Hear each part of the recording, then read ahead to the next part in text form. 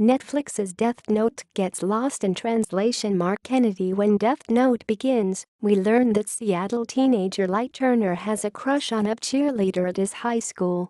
So when these two would-be lovebirds finally talk for the first time and really open up to each other, Turner has to be honest. "It's going to sound a little crazy," he tells her, "but I have a death god." Well, not to be too judgy, but yeah, that actually does sound a little crazy. Even so, our hero manages to get his companion intrigued and not make a swift exit to calculus.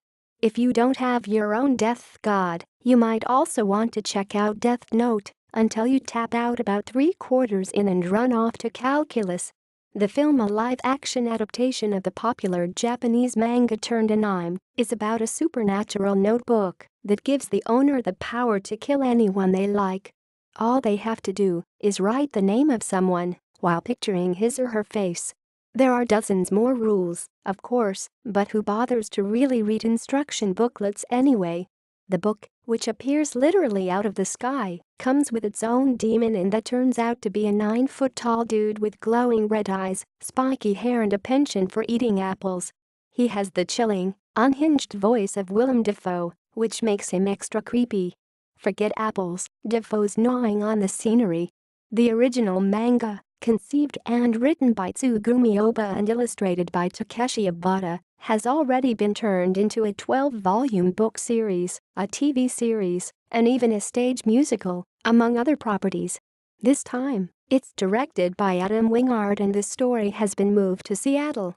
The hero, Light Yagami, is now a super bright, loner, Light Turner, played by Nat Wolff, trying to keep some sort of acting realism in a film that gets gradually unmoored from reality, as films with apple-eating demons tend to do. Turner teams up with the cheerleader, Margaret Qualley, who is pretty terrific as she unwinds her inner crazy to mete out final punishments, first to high school bullies, then going wider to terrorists, drug dealers, serial molesters and gang members. "We can change the world," they claim, giddy after 400 deaths. Not everyone is happy with the sudden slayings of the world's worst people, especially Turner's cop dad and a mysterious and quirky freelance detective, Lakeith Stanfield, whose unsubtle performance has unfortunately been inspired a little too much by comics. They go hunting for whoever is putting them out of business. The reason Death Note is so popular is that it raises tough philosophical questions. Who deserves death? How do you determine guilt? What crime calls out for instant karma? Put aside the demon, and those questions are timely in an era of drone strikes and debates over collateral damage.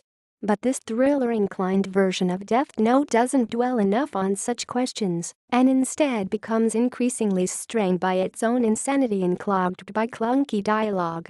Taking its time to establish characters, it then rushes headlong into a montage of bodies piling up, a cat-and-mouse chase, stunts worthy of 007, and ends as a twisted love affair with shades of Macbeth. It's tried to cram in too much and be too many things. Aside from great visual effects, basic stuff gets weird, like a swarm of FBI agents who are tracking a crucial suspect not bothering to listen in or traced his cell phone. These same top-notch feds also get confused by who exactly is wearing a top hat. The film's use of cheesy songs by Air Supply and Berlin doesn't help either. Netflix has faced criticism for the westernization, or whitewashing, of the original material only a few months after Paramount Pictures suffered a flop with its Ghost in the Shell with Scarlett Johansson, who stepped into another cherished Japanese title.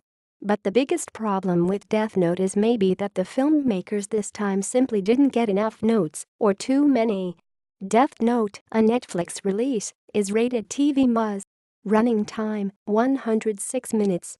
2 stars out of 4.